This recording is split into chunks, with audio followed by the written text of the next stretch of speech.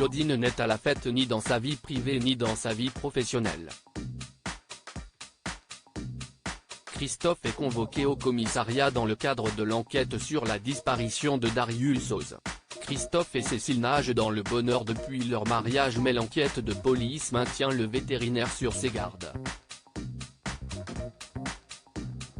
Charles, qui a accepté de l'aider pour faire disparaître Darius Oz, est rongé par les remords. Les analyses scientifiques de la police ont révélé que le sang trouvé dans la maison de l'homme d'affaires est le sien.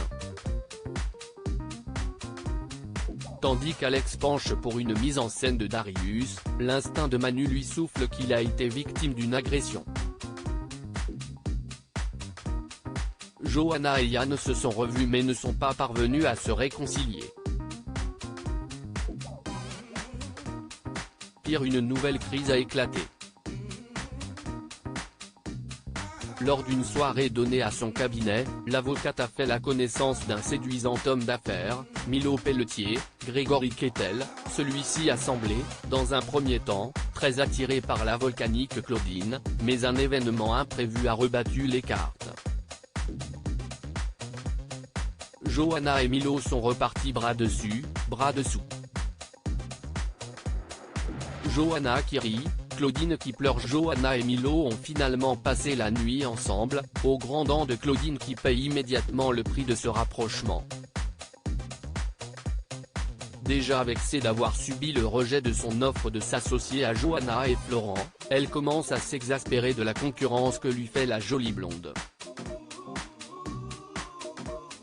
Elle se réfugie auprès de sa complice Alix, Nadia Fossier, pour trouver du réconfort, et bien lui en prend, car sa fille Sabine, habituée aux mauvais coups de sa mère, se montre fort peu compatissante à son égard.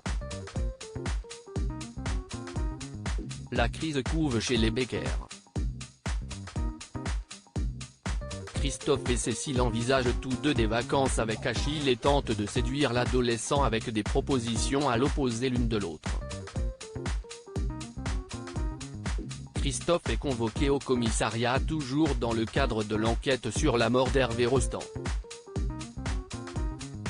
Margot, Clara Botte, la sœur de Cécile, s'épanouit de plus en plus dans sa relation avec Ludo Folco-Marchi. Elle annonce d'ailleurs à son compagnon une nouvelle qui pourrait bien complètement chambouler leur vie.